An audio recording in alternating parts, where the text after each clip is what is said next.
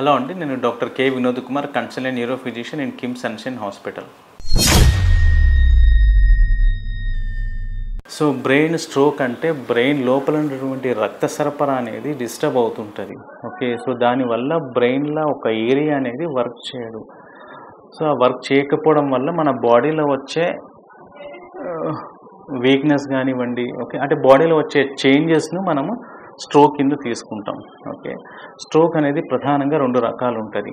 ఒకటి ischaemic stroke, అంటే brain లోపల ఉన్నటువంటి బ్లడ్ వెజల్ బ్లాక్ అవ్వడం వల్ల ఏ ఏరియాకు బ్రెయిన్కి సప్లై చేసే బ్లడ్ వెజల్ బ్లాక్ అవ్వడం వల్ల ఏ ఏరియాకు బ్లడ్ సప్లై చేస్తుందో ఆ ఏరియా అంతా రక్త సరఫరా అనేది తగ్గిపోతుంది. సో దాని నుంచి ఆ బ్రెయిన్ యాక్టివిటీ అనేది తగ్గిపోతుంది. సో దానివల్ల మనకు బాడీలో చేంజెస్ అనేవి వస్తాయి.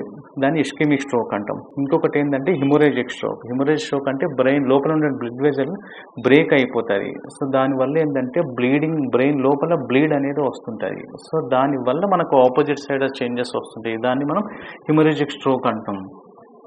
సో బ్రెయిన్ స్ట్రోక్ అనేది ఫస్ట్ ఎందుకు వస్తుంది, సో దానికి కారణాలు ఏంటివి?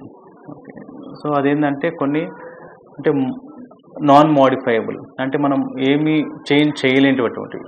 ఓకే, అది ఏజ్ ఒకటి ఎక్కువ, అంటే 60 to 65 ఏజ్ ఉన్న వాళ్ళల్లో బ్రెయిన్ స్ట్రోక్ అనేది కామన్గా చూస్తుంటాం. కొంతవల్ల మేల్స్లో కామన్గా చూస్తుంటాం. తర్వాత కొంచెం మందికి ఫ్యామిలీ హిస్టరీ ఉన్న వాళ్ళకు కూడా నెక్స్ట్ జనరేషన్ వాళ్ళకు కూడా వచ్చే అవకాశం ఉంటుంది. ఇంకా కొన్ని ఏంటంటే మోడిఫైబుల్, అంటే మనం మోడిఫై చేయొచ్చు వాటిని, అంటే ట్రీట్ చేయొచ్చు, రాకుండా బ్రెయిన్ స్ట్రోక్ రాకుండా కాపాడవచ్చు అన్నట్టు. అవి hyper tension. So blood pressure ఎక్కువ ఉన్నప్పుడు బ్రెయిన్ లోపల ఉన్న బ్లడ్ వెజల్ బ్లాక్ కానివ్వండి, బ్లీడ్ కానీ అయ్యే ఛాన్సెస్ ఉంటుంది. ఓకే, ఇంకొకటి ఏంటంటే డయాబెటిక్.